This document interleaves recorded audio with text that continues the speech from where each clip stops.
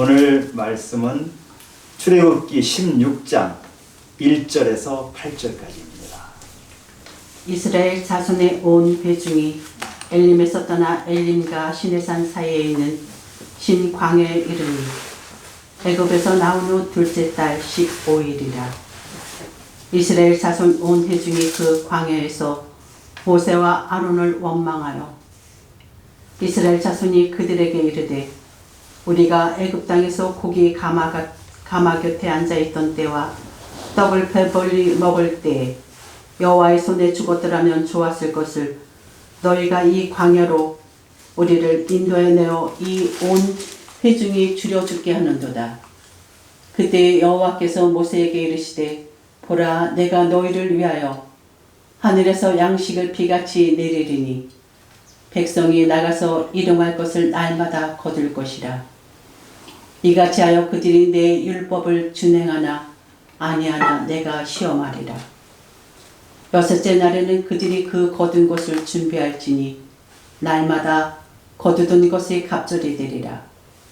모세와 아론이 온 이스라엘 자손에게 이르되 저녁이 되면 너희가 여호와께서 너희를 애굽 땅에서 인도하여 내셨음을 알 것이요 아침에는 너희가 여호와의 영광을 보리니 이는 여호와께서 너희가 자기를 향하여 원망함을 들으셨습니다.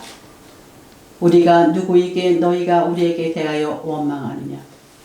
모세가 또 이르되 여호와께서 저녁에는 너희에게 고기를 주어 먹이시고 아침에는 떡으로 배불리시리니 이는 여호와께서 자기를 향하여 너희가 원망하는 그 말을 들으셨습니다. 우리가 누구냐? 너희의 원망은 우리를 향하여 함이 아니요 여호와를 향하여 함이로다. 아멘. 지금 이스라엘 백성들이 이집트에서 나왔어요. 지금 둘째 달 15일이라고 돼 있죠. 이집트에서 나온 게 첫째 달 15일이에요. 그럼 나온 지 한 달이 됐어요.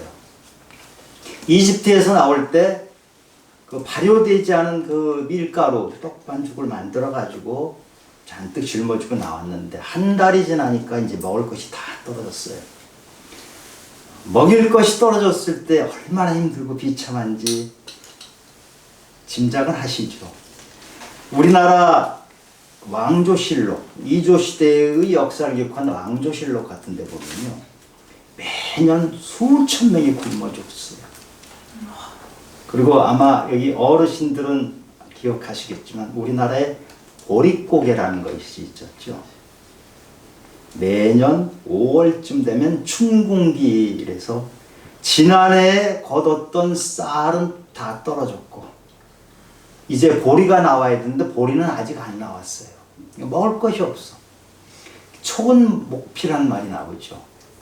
풀뿌리를 캐먹고 나무 껍질을 벗겨서 먹던 그런 시절. 그것마저 안 되면 많이들 굶어 죽었어요. 젊은 사람들은 이런 게 무슨 얘기인지 지금 너무너무 우리가 잘 살아서. 그런데 우리 어르신들은 그런 시절을 이겨내신 분들이에요. 먹을 것이 없다는 것이 얼마나 힘든지 아시잖아요. 가장 인간을 힘들게 하는 것이에요. 오늘 이스라엘 백성들이 지금 먹을 것이 떨어졌어요. 참 어려운 것이에요. 근데 더 문제는 뭐냐 하면 이들이 그 어려움을 지금 과장하고 있어요. 어렵긴 어려운데 더 과장을 해서 너무너무 더 힘들다 이러면서 모세와 아론을 원망하고 있어요.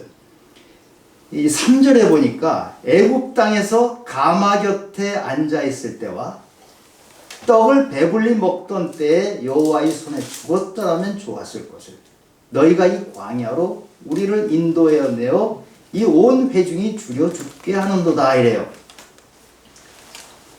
고기 가마 곁에 앉아 있을 때, 그 떡을 배불리 먹었을 때 이렇게 얘기를 하는데 이스라엘 백성들이 이집트에서 노예 생활을 할 때 너무너무 고역이 힘들어서 탈출한 거잖아요. 바로가 히브리 노예가 아들을 낳으면 싹 죽이라 이렇게까지 했잖아요. 그런 상황에서 지금 도망쳐가지고 나왔는데 무슨 고기 가마 곁에 앉아있을 때, 아마 고기 가마 곁에 앉아있을 때라는 것은 주인들 먹으라고 고기를 삶으면서 옆에 앉아있을 거예요. 불 떼면서 앉아있을 때일 거예요. 떡을 배불리 먹는다는 건 주인들이 먹고 남은 떡을 주워 먹었을 정도지 무슨 얼마나 배불리 먹었겠어요. 굶기 직전일 그런 상태였을 거라고. 그런데 옛날에 굉장히 풍요롭게 산 것처럼 과장을 해요. 과장을 하니까 지금은 더 비참해지잖아요. 그러면서 원망을 해요. 사실 이스라엘 백성들은 한 달 동안에 엄청난 일을 겪었어요.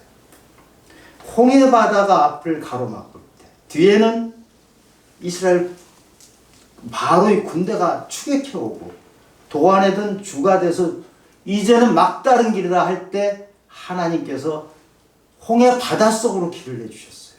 놀라운 일이 일어났죠.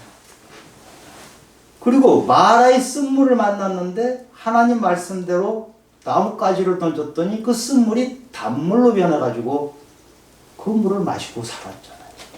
이런 놀라운 하나님의 능력을 경험했던 이스라엘 백성이에요. 이들은 하나님이 지금 인도해 주시는 대로 가고 있어요. 놀라운 능력을 실제 체험했다고요. 그런데 하나님의 능력은 지금 어디로 간 데 없고, 지금 양식이 떨어질 지경이 되니까 하나님 능력보다는 앞에 있는 그 고난에 집중을 해서 원망거리를 찾아요.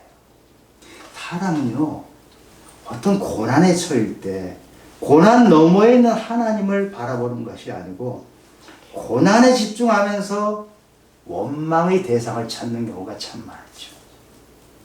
원망의 대상을 주로 누구를 찾냐 하면 주로 지도자를 찾는 경우가 참 많아요. 그래서 지도자는 억울할 때가 많아요. 지금 모세와 아론이 이스라엘 민족을 데리고 나왔다고 하지만 사실 하나님이 다 시킨 대로 한 것이지 모세와 아론이 무슨 죄가 있어요. 그래서 홍해 바다 앞에서도 이스라엘 백성이 모세에게 막 원망을 했잖아요. 마라의 쓴물을 보고도 또 원망을 했어요. 그때 모세는 그냥 참았죠. 견뎠어요.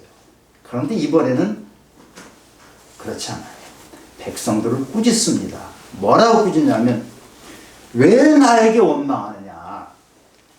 하나님께서 저녁에는 고기를 주실 것이고 아침에는 만나를 먹어 떡을 주어서 배부르게 하실 텐데 지금 너희들이 원망하는 것은 나를 원망하는 것 같지만 결국은 하나님을 원망하고 있는 것이다. 이렇게 꾸짖습니다.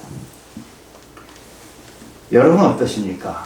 어떤 어려움에 당했을 때 우리는 쉽게 원망을 해요. 주로 원망의 대상이 부모인 경우가 참 많습니다. 부모 원망 한 번도 안 해보신 분이 계세요? 보통 세상 살기 어렵고 지치고 하면 부모부터 원망하는 경우가 참 많아요. 그리고 형제를 원망하고 사회를 원망하죠. 아, 정치가 문제다. 이렇게 남 탓을 하는 경우가 참 많아요. 20여 년 전에 캐톨릭에서 네타쇼 운동을 한 적이 있었어요. 차에다 네타쇼 스티커 붙이고 다녔죠. 얼마나 우리가 남 탓을 많이 하면서 살면, 특히 우리 민족은 그게 심해요. 남 탓을 많이 하고 남을 고발하고 이런 것이 굉장히 많죠. 내 탓이 아니고 남 탓이 많이 하는 그런 민족이기도 해요. 누가복음 15장에 보면 돌아온 탕자, 용서받은 탕자라고 하는 이야기가 나오죠. 둘째 아들이 집을 나갔다가 거지가 돼서 돌아오죠. 그 아버지가 송아지를 잡아서 잔치를 벌려요. 우리 아들이, 둘째 아들이 죽었다가 살아왔다. 그 잔치를 벌이는데 큰아들이 아니 나한테는 염소 새끼 한 마리도 안 해주더니 저 둘째한테 송아지를 잡아주고 이럴 수가 있냐. 저 둘째는 창녀들하고 놀아난 애인데 동생을 비난을 하는데 사실 창녀들하고 놀아났는지요? 지금 아무도 몰라요. 둘째가 거지가 돼서 돌아왔지만 상황이 뭔지 아무것도 모르면서 과장을 해요. 그리고 아버지를 원망을 해요. 이것이 우리의 모습일 수가 있어요. 아버지의 마음을 전혀 몰라요. 둘째 아들이 죽도록 고생하다가 거지가 되어서 돌아왔을 때 아버지는 그 아들을 껴안고 환영하고 잔치를 벌이고 싶은데 형은 그 동생을 그 고난을 과장해서 더 나쁜 사람으로 만들어버리고 아버지는 맨날 그렇게 잘못하는 사람이에요. 아버지는 내 화를 돋고 이러면서 아버지를 원망을 합니다. 저는 저 자신을 돌아보면 저도 참 원망을 많이 하면서 살았던 시절이 있어요. 정말 가난하게 살았어요. 찢어지게 가난했다는 표현이 맞을 정도로 너무너무 가난했는데 아버지는 무능하셨어요. 그러니까 아버지의 저희 모든 원망이 아버지를 향하는 것이에요. 무슨 일인지 하다가 잘 안 되면 아버지 때문이야. 난 아버지 때문에 할 수 있는 게 없어. 이러고 살았어요. 결혼하고 나서 저희들이 아버님을 모시고 살았어요. 사실 저희들이 아니고 아내가 모시고 살았죠. 모시고 살면서도 참 아버지가 미웠어요.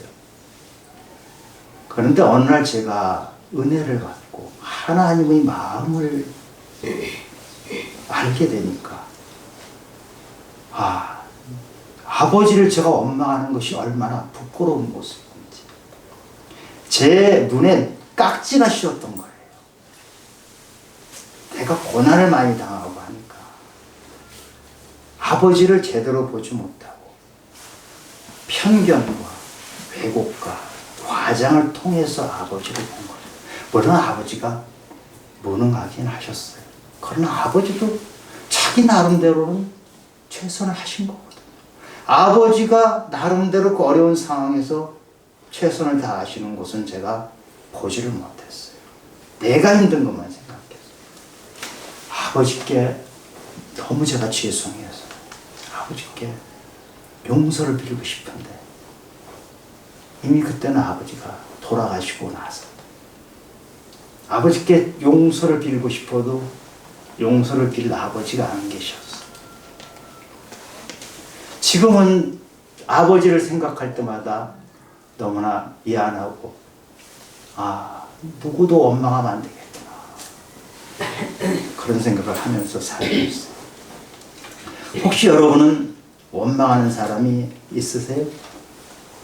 여기 계신 분들은 안 그럴 수도 있다고 생각하는데 많은 사람들은요 누군가 원망할 사람 하나를 딱 만들어 놓으면 자기 자신은 책임에서 좀 가벼워지죠. 너 때문이야. 아버지 때문이야. 엄마 때문이야. 형 때문이야 하면 나 때문이라는 건 사라져버리는 것 같은 느낌이 들잖아요. 그런데 사실은 그건 아니에요. 우리가 하나님의 마음을 알게 되면 너 때문이야. 아버지 때문이야 라고 할 수가 없어요. 아멘. 그분도 하나님이 사랑했고 그분도 자기 인생을 열심히 살았던 것이에요. 그런데 내가 편견을 갖고 왜곡하고 과장하면 자꾸 원망이 커져요. 이런 얘기가 있어요. 아기를 목욕시키고 나서 물을 버리는데 아기까지 한꺼번에 버렸다는 얘기예요. 아기는 놔둬야 되잖아요. 그런데 우리가 어떤 고난 앞에서 자꾸 원망을 하고 원망을 하다 보면 진짜 중요한 것을 놓쳐버려요. 아기를 놓쳐버린다고요. 물과 함께 버려버린다고요. 그 떼자국, 뗏물이 들어있는 나의 과장과 나의 왜곡과 나의 편견과 나의 잘못된 선입관 때문에 가지고 있던 그것이 진짜 중요한 아기, 사랑하는 아기까지도 던져버리는 상황까지 갈 수가 있다. 우리 원망 안에는 그런 독소가 있어요. 혹시라도 내가 누구를 원망하면 오늘 이 시간부터라도 그 원망을 하나님께 올려드리고 하나님은 이것을 어떻게 보시나요? 제가 지금까지 원망하면서 살았는데 누구 때문이라고 했는데 하나님은 어떻게 보시나요? 아마 하나님이 보시는 시선은 다를 겁니다. 아멘. 모세에게 사람들이 원망하니까 지금 모세가 꾸짖었잖아요. 하나님은 은혜로우시며 노하기를 더디하시는 하나님은 이들을 꾸짖지 않고 이들에게 은혜를 베푸세요. 어떻게 베푸시냐? 하늘에서 만나를 내려주시고 매출하게 고기를 주셔서 이들이 먹고 살게 해줘요. 4절에 보니까 내가 너희를 위하여 하늘에서 양식을 내리리니 백성이 나가서 일용할 것을 날마다 거둘 것이라. 이같이 하여 그들이 내 율법을 준행하나 아니하나 내가 시험하리라. 이렇게 약속하시고 만나를 내려주셔요. 만나는 그 아침 이슬이 내렸다가 사라지면 꼭 서리가 서린 것처럼 조그만 알갱이가 둥글고 알맹이가 있는데 그것이 꿀맛이 나는 꼭 과자 같은 그런 맛이 나는데 우리 사람에게 필요한 모든 영양분을 다 갖추고 있는 그것이 아침마다 내려서 사람들은 그것을 먹으면서 40년을 먹으면서 살았던 거예요. 광야에서. 하나님은 놀라운 은혜를 주시는 것이죠. 그 만나라는 게 뭐냐 하면 아침에 가면은 그게 쌓여 있는 거예요. 그럼 도대체 이게 뭐지? 생전 처음 보면 신기한 거잖아요. 이게 뭐지? 히브리 말로 그것이 만나예요. 이게 뭐지 하는 말을 만나인데 이 만나를 먹으면서 40년을 살았어요. 근데 하나님께서 만나를 매일매일 주신 이유는 너희들이 배고픔을 해결하기도 하지만 매일매일 나를 만나자. 나를 만나서 내가 너희들에게 하는 말이 있는데 그걸 좀 들으라. 이거를 하시는 거예요. 그렇게 안 하시려면 만약에 우리 배고픔만 채운다고 하면 뭐하러 매일매일 그걸 하시겠어요?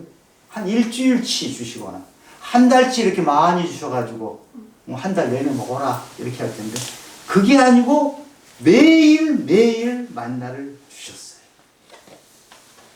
그런데 이 40년 동안 만나를 먹었던 이 사람들이 가나안에 들어가지 못했어요. 왜? 하나님에게 불순종해서. 그런데 매일매일 만나를 먹는 이스라엘 백성이 어떻게 불순종하고 하나님을 잊어버릴 수 있냐 말이에요. 이게 인간이에요. 처음에 만나를 내려주신 하나님. 들판에 가니까 만나가 있을 때 그걸 긁어올 때 얼마나 이스라엘 백성들이 놀랐겠어요. 감동이죠.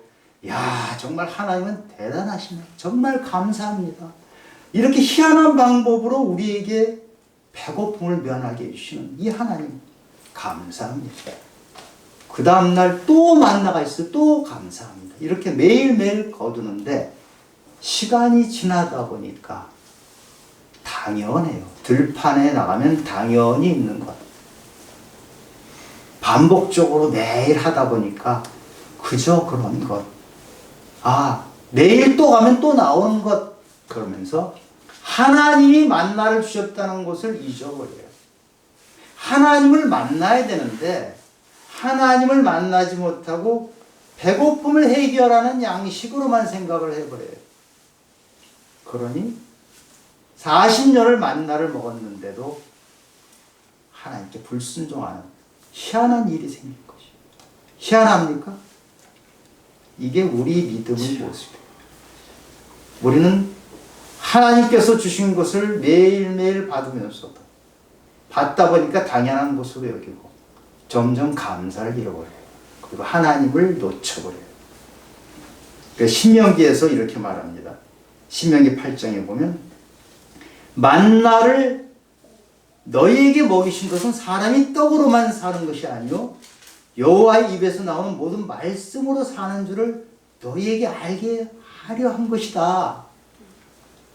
너희에게 만나를 준 것은 너희들 떡 먹고 배부르라고만 한 것이 아니고 내 말씀으로 하는 것을 알게 하려고 했는데 그러나 너희가 마음에 이르기를 내 능력과 내 손의 힘으로 이 재물을 얻었다 말할 것이라. 이 신명기는 40년 광야 생활이 다 끝날 무렵에 이스라엘 백성의 2세대에게 하는 말이에요.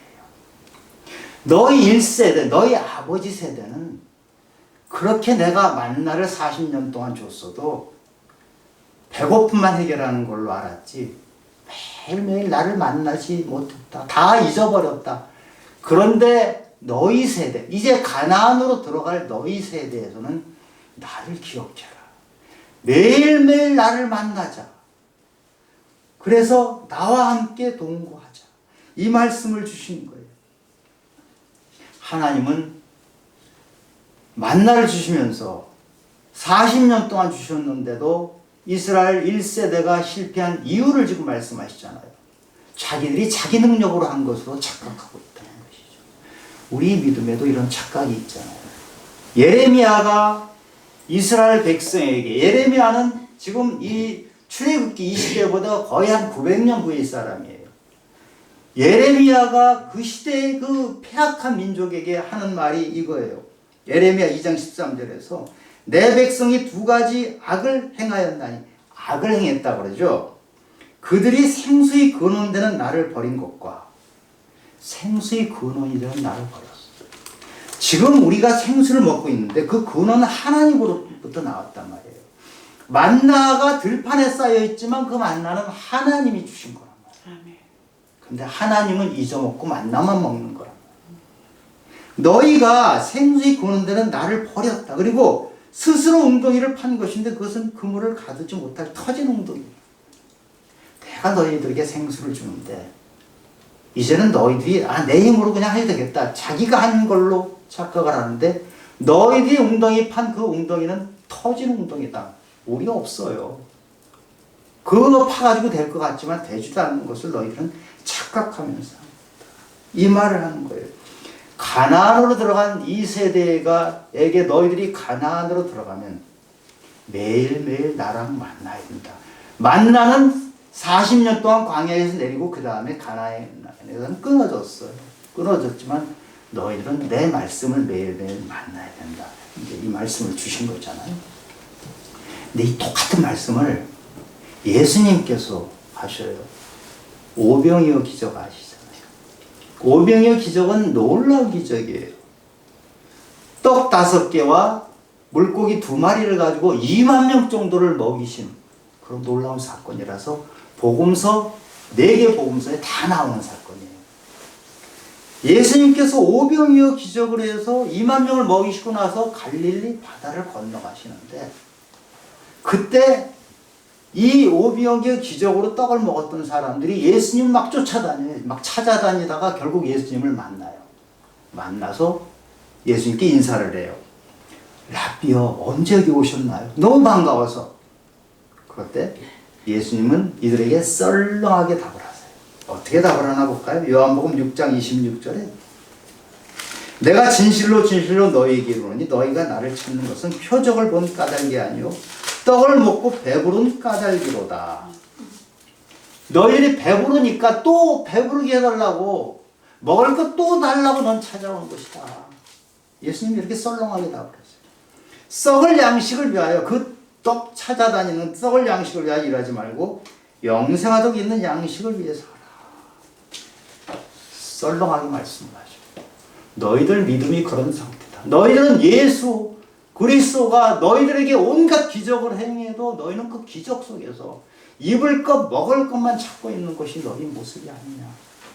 그러시면서 35절에서 이어서 나는 생명의 떡이니 예수님이 나는 생명의 떡이니 내게 오는 자는 결코 줄이지 아니하리라. 나를 믿는 자는 영원히 목마르지 아니하리라. 그리고 49절 50절에서 너희 조상들은 광야에서 만나를 먹었어도 죽었거니와 얘는 하늘에서 내려온 떡이니 사람으로 하여금 먹고 죽지 아니하게 하는 것이니라. 아멘. 너희들이 땅에 그 먹을 거 생긴 거 그것만 주워 먹고 아니면 내가 오병이어 기적을 통해서 너희들에게 떡 준 거 그것만 자꾸 찾아다니지 말고 진짜 생명의 떡인 나를 찾아서 나를 먹어야 된다. 이 말씀을 하세요. 그 말씀을 들은 무리들이 그 다음에 어떻게 했어요? 예수님 말씀을 듣고 이 무리들의 반응이, 무리들이 예수님을 다 떠나요. 떠나고 12제자만 남아요.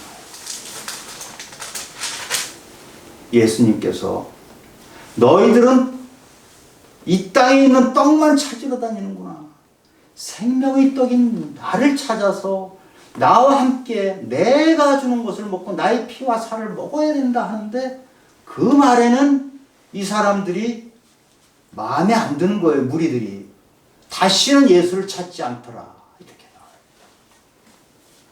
하나님은 40년 동안 만나를 주셨는데, 이 만나를 먹고 40년 동안 살았던 사람들은 땅에 있는 그 만나는 먹었는데 하나님을 놓쳐버려요. 가나안으로 들어가는데 실패를 합니다.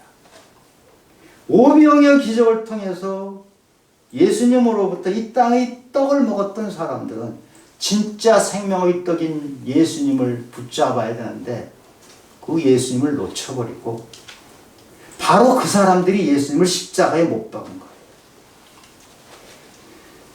우리가 믿음 생활하면서 이 땅의 것만 구하는 신앙을 가지면 우리는 예수님을 십자가에 못 박는 바로 그런 사람이에요. 예수님을 십자가에 못 박은 사람들은요, 저기 멀리 있는 안 믿는 사람들이 아니고 예수를 믿긴 믿는데 예수로부터 떡을 구했던 사람들이 바로 예수님을 십자가에 못 박은 사람들, 바로 우리들이라는 거예요.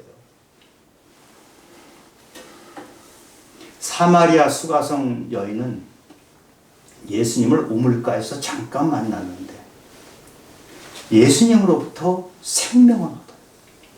생명을 얻고 물동이를 버려요. 그런데 40년 동안 만나를 먹었던 이 사람들은 떡을 얻어먹고 하나님을 놓쳐버려요. 오병이어 놀라운 기적을 봤던 이 사람들은 오병이어 떡과 생선을 먹고 예수님을 놓쳐버려요. 우리가 이런 신앙이 될 수 있다는 얘기를 하는 거예요. 왜 이런 일이 일어납니까? 왜 우리 신앙이 이렇게 됩니까? 이 땅의 것만 관심이 있어서 그래요. 우리는 이 땅의 것만 관심을 가지고 예수를 믿어요. 안 그래요? 저도 그러고 있거든요. 여러분 기도 제목을 가만히 보세요. 무슨 기도하는지. 다 이 땅의 것을 구하지 않나요? 예수님께서 너희는 이 땅의 것, 먹을 것, 입을 것만 맨날 구하고 있구나. 그러면서 하신 말씀이 너희는 하나님 나라와 하나님 의를 구하라. 그래야만 이 모든 것을 줄 것이다. 하나님은 이 땅의 것을 다 주시겠다고 하신 분이에요. 예수님은 너희들에게 이 땅의 것을 다 주겠다. 그런데 먼저 구할 것은 하나님 나라와 의를 구하라. 그런데 우리 믿음은 하나님 나라와 의는 다 빼버리고 이 땅의 것만을 구하고 있어요. 그러니 하나님 섭섭하시지 않겠어요?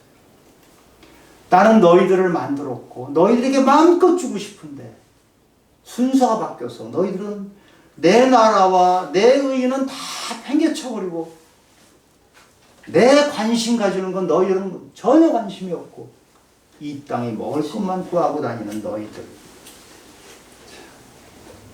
우리가 예수를 믿는다는 것은 얻고 버리는 것입니다. 무언가를 얻고 무언가를 버리는 것이에요. 여러분 뭐를 얻어야 되죠? 예수 생명을 얻는 것이에요. 그리고 이 땅에서 허접한 것들을 붙잡았던 것을 버리고 놓는 거예요. 우리는 새 사람을 얻는 거예요. 예수 안에서 만들어진 새 사람을 얻고 내 욕심과 내 옛날 습관 가지고 살던 옛사람을 버리는 거예요. 새 사람을 얻고 예수 안에서 만들어진 그 새 사람. 근데 여전히 옛 습관 그대로 나 옛날에 이렇게 살았는데, 이렇게 해도 괜찮은데 옛 모습 그대로 살고 있지 않으세요? 우리는 그리스도 안에서 기쁨을 얻고 사람들에 향했던 원망을 버리는 거예요. 아멘. 항상 기뻐하라, 쉬지 말고 기도하라. 여러분 참 좋아하는 구절이잖아요. 이렇게 살고 싶잖아요. 그것이 하나님의 뜻이래요. 얼마나 감사합니까? 그런데 하나님의 뜻인데 우리가 항상 기뻐하는 이 하나님의 뜻으로 들어가려면 그리스도 안에서 우리를 향하신 그리스도 안으로 들어갔을 때 우리는 이런 기쁨을 얻는 거예요. 그리스도 안에서 하나님이 주신 생명 안으로 들어가는 거, 생명의 떡인 예수를 나의 삶에 받아들이면 내가 이 땅에서 그렇게 맨날 원망하고 갈등하고 싸우고 했던 것이 사라지고 생명의 떡이 내 안에 들어오니까 우리 안에 내가 알지 못했던 기쁨, 내가 그전에는 상상할 수 없었던 그런 기쁨이 내 안에 들어오는 거예요. 여러분 영생을 원하지 않으세요? 영생이 뭐예요? 주님과 하나가 되는 것. 하나님과 하나가 되는 것. 놀랍지 않으세요? 세상을 창조하신 모든 만물을 창조하신 그분이 나와 함께 하는 것이 영생이에요. 그 영생이 내 안에 들어오면 우리는 웃으면서 사는, 기뻐하는 것이죠. 그 기쁨을 구하는 것이 우리 그리스도인의 신앙이에요. 여전히 이 땅의 것에 취해서 더 많이 갖기 위해서 창고를 늘리고 더 많이 가지기 위해서 다른 사람과 경쟁해서 빼앗고 지금도 그런 신앙을 가지고 있으면 되겠습니다. 우리 오늘 만나의 사건은 하나님께서 우리에게 은혜를 주신 사건. 40년 동안이나 그 광야 벌판에서 먹게 살게 해주신 하나님의 은혜인데 진정한 하나님의 은혜는 매일매일 말씀 속으로 들어가는 거예요. 그래서 그 말씀이 나를 바꿔놓는 것. 나를 바꾸면 진짜 기쁨이 나로부터 나오는 것. 그것이 영생이라고 했죠. 그 생명을 찾아가는 그 믿음이 되기를 바랍니다. 우리 안에 사람에 대한 원망은 사라지고 하나님이 주시는 놀라운 기쁨으로 충만한 그러한 성도님들이 되시기를 예수 그리스도 이름으로 축원합니다. 아멘. 하나님 아버지, 참 주님 앞에 서면 부끄러울 때가 너무나 많습니다. 매일 구하는 것이 먹을 것, 입을 것, 어떤 큰 집에 살까, 또 누구와 어떻게 재미있게 살까, 이런 것을 구하고 있는 이 땅의 그리스도인들, 저를 포함해서 하나님께 너무 부끄럽습니다. 하나님의 소원이신 하나님 나라와 하나님의 의를 구하는 삶을 살아낼 수 있도록 각성하고 통찰하고 회개하고 반성하는 그런 삶을 살아내도록 도와주시옵소서. 아멘. 모든 말씀 예수님 이름으로 기도드렸습니다. 아멘.